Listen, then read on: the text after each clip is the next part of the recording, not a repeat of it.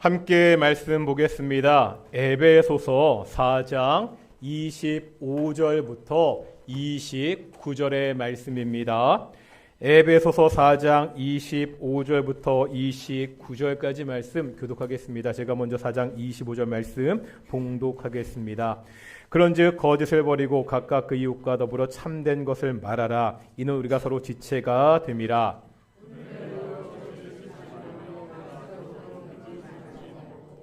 마귀에게 틈을 주지 말라.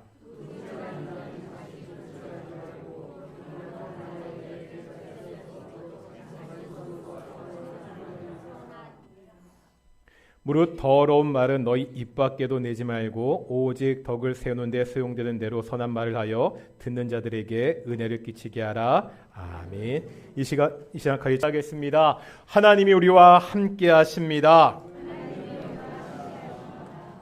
날씨가 풀리면서 교회 화단에 꽃들이 많이 피고 있습니다. 이럴 때 하는 인사가 있죠. 옆에 분들 보시면서 당신이 꽃보다 아름답습니다. 맞죠? 우리 꽃보다 아름다운 동인의 성도들이 함께 모여 하나님의 임재 가운데 예배하는 귀한 시간 되기를 축원합니다. 예전 제가 신학대학원 다닐 때 한 선배와 신앙과 성품의 관계에 대한 이야기를 나눈 적이 있습니다. 교회에서 신앙이 좋다는 말을 듣는 사람들이 있지요. 예배도 빠지지 않고 교회 봉사도 열심히 합니다. 그 중에서 그런데 사람들에게 좋은 평가를 받지 못하는 사람들도 있습니다. 교회 안에서 자꾸 다른 사람들과 문제를 일으킵니다. 말을 함부로 하고요. 사람들을 무시하기도 합니다. 이런 경우에 이 사람의 신앙을 어떻게 봐야 하는가는 문제였습니다. 선배는 신앙과 성품을 분리해서 봐야 된다고 이야기했습니다. 신앙은 좋지만 성품에 문제가 있을 수 있다는 입장이었습니다. 저는요, 분리될 수 없다는 쪽이었습니다. 이런 거죠. 성품이 좋은 사람이 신앙이 좋지 않을 수 있습니다. 하지만 신앙이 좋은 사람은 성품이 좋아야 된다는 입장이었습니다. 성도님들은 어떻게 생각하십니까? 겉으로 보이는 모습만 가지고 누군가의 신앙을 판단하는 것은 위험하지요. 그래도 관계가 성품이 엉망인 사람을 보고서 우리가 신앙이 좋다고 말하기는 어렵지 않습니까? 성경은 하나님과의 관계만 말씀하는 것이 아니라 성품, 사람들과의 관계에서도 반복해서 말씀하고 있기 때문입니다. 우리가 지금 에베소서 4장부터 구원받은 사람들의 삶에 대해서 보고 있습니다. 하나님의 사람들은 어떻게 살아야 됩니까? 먼저 보았던 4장 3절에 보면 성령에 하나 되게 하신 것을 심써 지키라고 말씀하고 있습니다. 그 다음에 이제 거룩한 삶에 대해서 말씀하고 있죠. 거룩한 사람은 어떤 사람이죠? 한마디로 이야기하면 옛사람을 벗어버린 사람입니다. 이제 그리스도 예수 안에서 새 사람을 입은 사람이 거룩한 사람입니다. 그렇다면 이 새로운 사람들은 어떻게 살아야 됩니까? 오늘 본문 25절부터 이제 구체적으로 우리에게 말씀하고 있습니다. 그런데 이 내용들을 보면 특징적인 것들이 좀 있습니다. 쭉 보면 이런 내용들이잖아요. 거짓말하지 말라, 분을 억제하라, 도둑질하지 말라, 좋은 말을 해라. 대부분이 사람들과의 관계에 대한 것들입니다. 예배나 헌금이나 교회 봉사와 같은 종교행위를 말씀하고 있지 않습니다. 우리가 새 사람을 입었다는 것은 하나님과의 관계 이상의 문제라는 것을 우리에게 보여주고 있습니다. 새 사람이 되었다면 인간 관계도 새롭게 바뀌어야 됩니다. 그런데 그러기 위해서 우리에게 있어야 되는 덕목들이 있다는 거예요. 오늘 본문의 말씀들을 통해서 이 덕목들을 한번 찬찬히 보도록 하겠습니다. 먼저 오늘 본문 25절 말씀 다시 한번 읽겠습니다. 시작.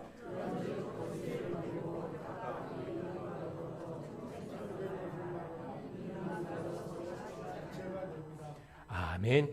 가장 먼저 거짓을 버리고 이웃에게 참된 것을 말하라 이렇게 말씀하고 있습니다.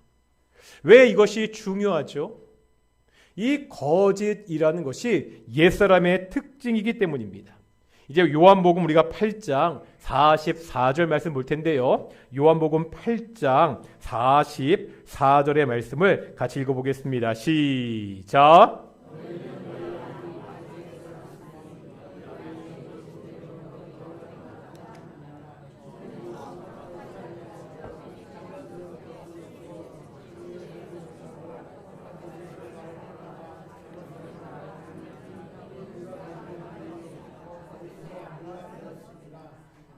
지금 이 말씀은요, 유대인들과 논쟁하실 때 예수님이 유대인들 향해 하신 말씀입니다.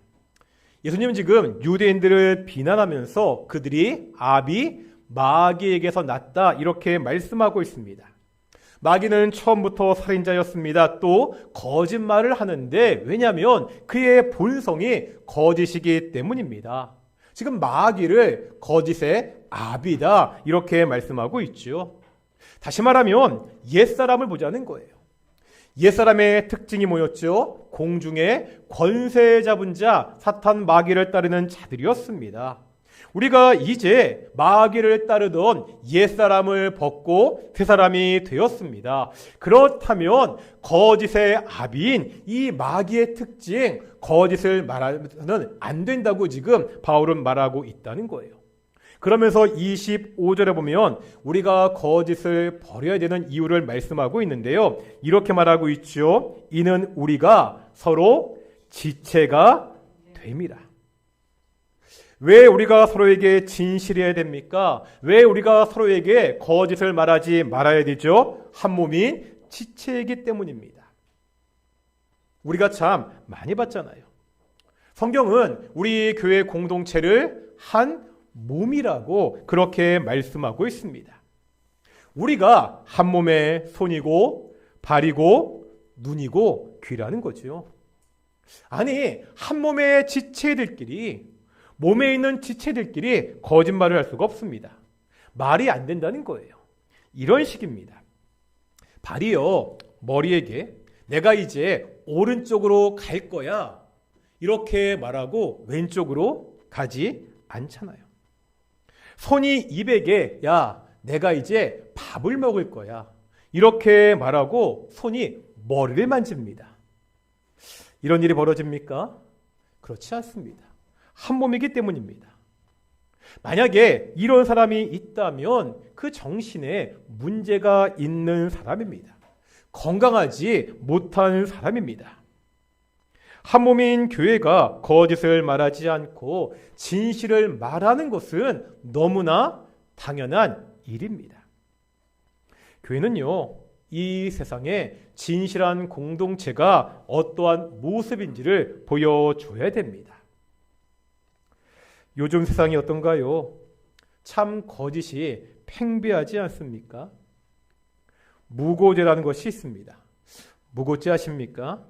거짓말로 다른 사람들을 신고하거나 고소하는 것을 무고죄라고 합니다. 무고죄에 대한 2023년 통계가 있습니다. 우리나라 무고죄 발생 건수가 5년간 32%가 증가했다는 그러한 통계가 있습니다. 다시 말하면 거짓말로 다른 사람들을 공경에 처하게 하는 거짓말로 다른 사람들을 공격하는 일이 이 사회에서 계속해서 증가하고 있다는 그러한 통계입니다. 서로가 서로에게 거짓말하는 사회에서 우리가 마음 편하게 살 수 있습니까? 영화나 드라마를 보면 우리가 많이 듣게 되는 대사가 있습니다. 너 말고 아무도 믿지 마라. 너 말고 아무도 믿지 마라. 이런 대사 들어보셨지요? 자신 외에는요, 누구도 믿을 수가 없습니다. 심지어 자신의 가족도 믿을 수 없습니다.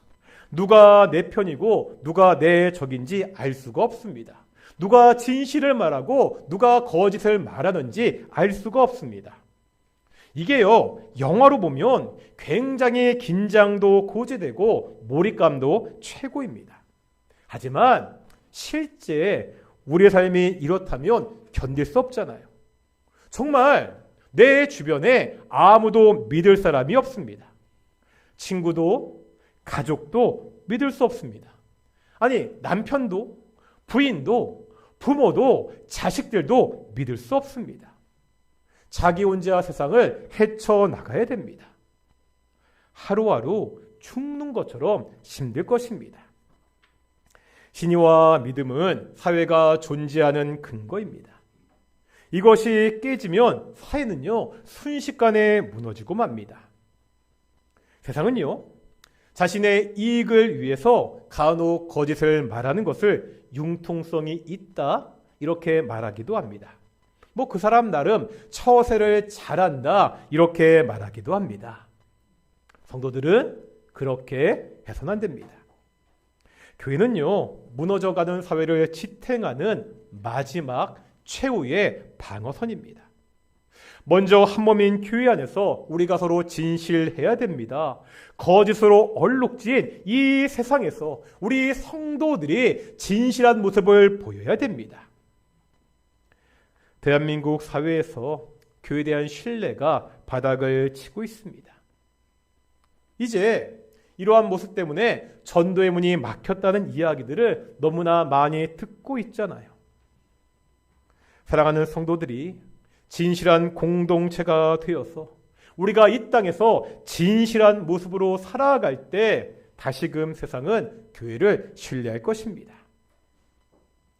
두 번째, 오늘 본문 26절 보실까요? 26절의 말씀입니다. 같이 보겠습니다. 26절 시작.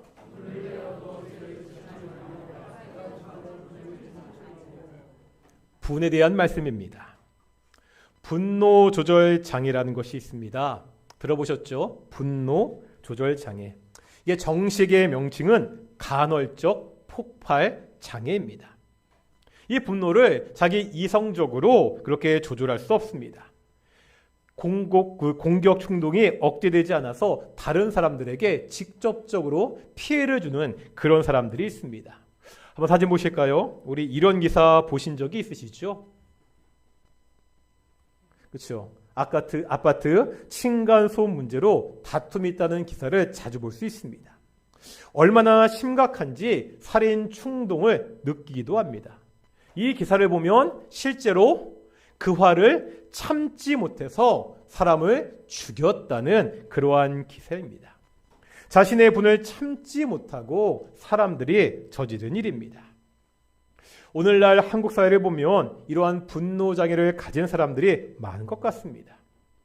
길거리에서도 분을 참지 못하고 싸우는 사람들을 종종 보게 됩니다. 오늘 본문은 분에 대해서 어떻게 말씀하고 있죠? 26절 처음에 보면 이렇게 말씀하고 있잖아요. 분을 내어도. 먼저 우리가 분낼 수 있다는 것을 인정하고 있습니다. 생각해보면 이 분노라는 것이 항상 악한 것은 아닙니다. 성경에 보면은요, 하나님의 분노가 기록되어 있습니다. 하나님의 진노가 불순종하는 자들에게 나타나고 있습니다. 예수님도 분내시죠. 어떤 장면이죠? 성전에서 장사하는 사람들을 쫓아내십니다. 하나님의 진노는요, 예수님의 진노는 죄와 악에 대한 분노입니다. 이러한 분노는 정당합니다. 오늘날 우리에게도 이러한 분노가 필요합니다. 스테판 에셀이 쓴 분노하라는 책이 있습니다. 이 책은요, 프랑스에서 출간된 지 7개월 만에 200만 부가 넘게 팔렸습니다. 스테판 에셀은 제2차 세계대전 당시 나치에 맞섰던 레지스탕스였습니다. 그리고 외교관이었습니다. 에셀은 이 책에서 젊은이들에게 분노할 것을 요구하고 있습니다. 사회의 양극화, 외국 이민자에 대한 차별, 민주주의를 위협하는 그러한 잘못에 대해서 젊은이들이 분노하고 저항하라고 그렇게 호소하고 있습니다. 오늘날 이 세상이 악하다는 것은 다들 알잖아요. 이 세상이 하나님의 뜻과는 다르게 흘러가고 있습니다. 이러한 세상을 보면서 우리 성도들이 분개하지 않는다면 그것도 문제입니다. 우리가 악한 일에 대해서, 악한 세상에 대해서 분노할 수 있어야 됩니다. 문제는요, 많은 사람들이 이 악에 대해서는 침묵하고 무관심합니다. 그러면서 내 이익에 조금이라도 손해가 되는 일이 있으면 참지 못한다는 거예요. 성경은 자신의 감정이 상했다고, 내게 조금 손해가 왔다고 분을 품어서는 안 된다고 말씀하고 있습니다. 사람이기에 이런 상황에서 분을 낼 수는 있습니다. 하지만 그것에 제한이 있다는 거예요. 아까 보았던 26절에 보면 몇 가지 제한을 말씀하고 있습니다. 첫 번째는 죄를 짓지 말라고 하십니다. 의롭지 못한 분 자체가 죄입니다. 내 감정을 조절하지 못하고 다른 사람의 마음을 상하고 분내게 하면 그것이 뭐라고요? 죄라고 분명히 말씀하고 있습니다. 이제 두 번째 뭐라 말씀하고 있죠? 해가 지도록 분을 참지 말아야 됩니다. 이 말은 해가 질 때까지는 분을 품어도 된다, 이런 말이 아닙니다. 어떤 뜻이에요? 그 분을 오래 마음에 품고 있지 말라는 거예요. 누군가 내 감정을 상하게 합니다. 그때 거기에 대해서 화가 나잖아요. 분이 생기잖아요. 그것을 빨리 해결해야 됩니다. 그것을 해결하지 못하고 그 분을 계속해서 가지고 있으면 그게 뭐가 된다는 거예요? 죄가 된다는 겁니다. 처음에 내가 분을 낸 것은 상대방의 잘못 때문일 수 있습니다. 객관적으로요, 누가 보더라도 상대방이 나에게 잘못했습니다. 다른 사람들도 네 잘못 없고 그것은 다 저 사람의 잘못이다, 그렇게 인정합니다. 그렇더라도 용서하지 못하고 그 분을 내가 계속 가지고 있다면 그것은 이제 누구의 죄가 된다는 거예요? 내 죄가 된다는 거예요. 나에게 잘못한 사람이 있잖아요. 그 사람은 그 잘못한 것이 그 사람의 죄가 됩니다. 하지만 내가 용서하지 못하고 그분을 계속 간직하고 있다면 이제 그것이 나의 죄가 된다고 성경은 말씀하고 있습니다. 그래서 세 번째 이렇게 말씀하고 있거든요. 27절 보시겠습니다. 27절 말씀입니다. 시작. 무슨 말씀입니까? 마귀는 우는 사자와 같이 삼킬 자를 찾고 있습니다. 귀에만 엿보고 있습니다. 우리가 무언가 틈을 보이면 여지없이 우리를 공격합니다. 그런데 우리가 분을 내는 것이 마귀에게 틈을 주는 가장 쉬운 길이라는 거예요. 우리가 화를 내고 분내는 것이 죄를 짓게 하는 가장 빠른 지름길이라고 그렇게 말씀하고 있습니다. 다들 경험하지 않으셨습니까? 우리가 이 땅에 악에 대해서 정당하게 분을 내야 됩니다. 하지만요, 내 문제에 있어서는 신중해야 됩니다. 우리가 약합니다. 분이 날 수 있습니다. 하지만 그것들을 잘 다루라고 오늘 성경은 말씀하고 있습니다. 그래야 우리가 죄를 짓지 않을 수 있습니다. 이제 오늘 본문 28절 보겠습니다. 28절의 말씀입니다. 읽겠습니다. 시작.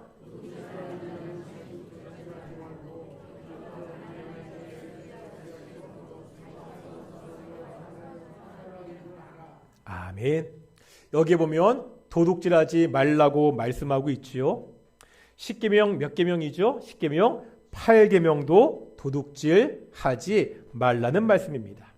그런데 오늘 보고 있는 에베소서의 말씀과 우리가 암송하고 있는 10계명의 말씀에는 차이가 있습니다. 지금 에베소서는 우리에게 조금 더 적극적인 모습을 요구하고 있습니다. 후반부에 보면 뭐라고 말씀하고 있죠? 돌이켜 가난한 자에게 구제할 수 있도록 자기 손으로 수고하여 선한 일을 하라. 이렇게 명령하고 있습니다. 사람들이 도둑질하는 이유가 무엇입니까? 쉽게 살고자 하는 마음입니다. 땀을 흘리지 않고 쉽게 돈을 벌 수 있다는 유혹이죠. 성경은 우리가 땀을 흘리고 수고할 것을 요구하고 있습니다. 그런데 그 이유가 있다는 거예요. 옛사람을 버리고요. 새 사람을 입었잖아요. 이러한 우리들은 나 하나 잘 먹고 잘 사는 것으로 그쳐서는 안 됩니다. 부지런히 땀을 흘려야 됩니다. 우리가 부지런히 수고해야 됩니다. 그래서 이제 다른 사람들을 도울 수 있어야 된다고 말씀하고 있습니다. 소극적으로 하지 말아라가 아니라 적극적인 권면으로 나아가고 있습니다. 너희가 부지런해서 도둑질 같은 거 하지 말고 오히려 다른 사람들을 도우며 살라고 그렇게 말씀하고 있습니다. 이것이 우리가 믿는 복음의 힘입니다. 더 이상 세상에서 해를 주는 기생하는 존재가 아닙니다. 이제 적극적으로 다른 사람들을 도와주는 그러한 사람들이 됩니다. 도둑은 어떤 사람들입니까? 남의 것을 내 것으로 여기는 사람. 이 사람들이 도둑이잖아요. 우리 성도들은 정반대입니다. 내 것도 뭐지요? 남의 것으로 여기며 살아가는 사람들입니다. 마지막으로 29절 보겠습니다. 29절의 말씀입니다. 읽겠습니다. 시작.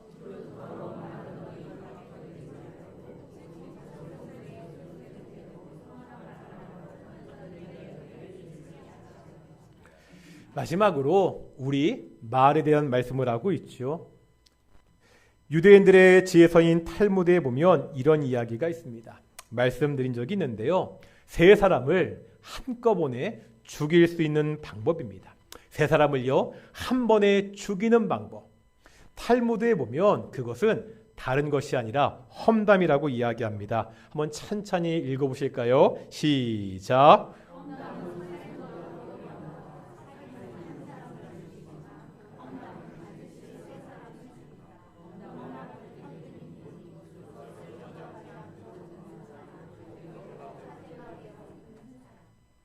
아시겠죠? 뒷담화는 한 번에 세 사람을 죽이는데, 첫째, 뒷담화는 나. 두 번째, 그것을 듣고 있는 사람. 세 번째, 내가 뒷담화하고 있는 그 대상. 그렇게 말하고 있습니다. 우리가 예수님 안에서 새 사람이 되었다면 이제 말하는 것도 달라질 것을 요구하고 있습니다. 무릇 더러운 말은 너희 입 밖에도 내지 말라고 말씀하고 있습니다. 여기서 더러운이라는 단어는 본래 썩은 나무나 썩은 과일에서 사용되는 말입니다. 더러운 말은 상대방에게 불쾌감을 줍니다. 사람의 기분을 상하게 합니다. 우리가 이런 말을 하지 말라고 말씀하고 있습니다. 그러면서 우리의 입에서 어떤 말, 덕을 세우고 사람들에게 소용이 있는, 도움이 되는 그런 말을 하려고 우리에게 권면하고 있습니다. 우리가 마태복음 12장을 볼 텐데요. 마태복음 12장 36절과 37절 말씀 보겠습니다. 12장 36절 37절 읽어보겠습니다. 시작.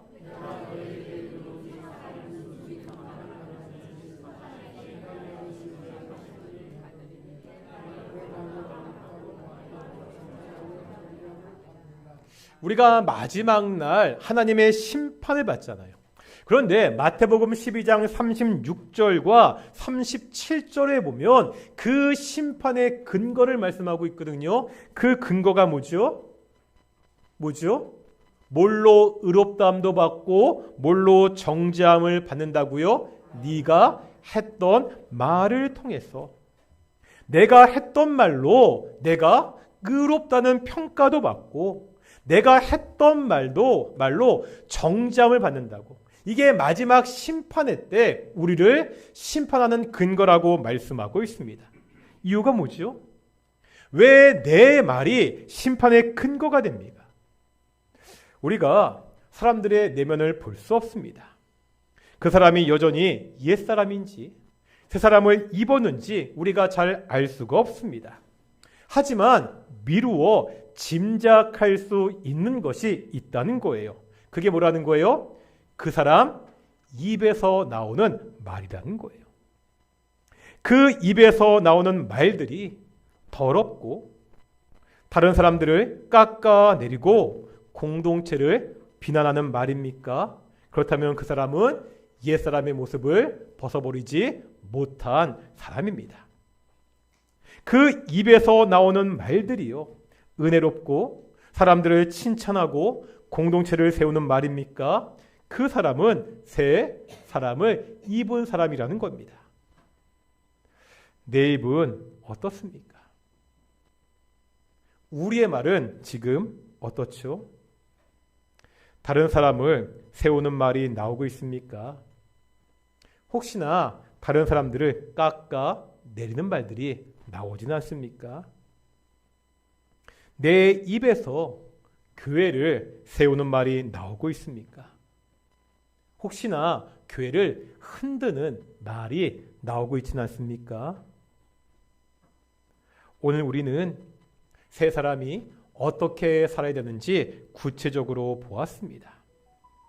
거짓된 것을 벗어버리고 참된 것을 말해야 됩니다.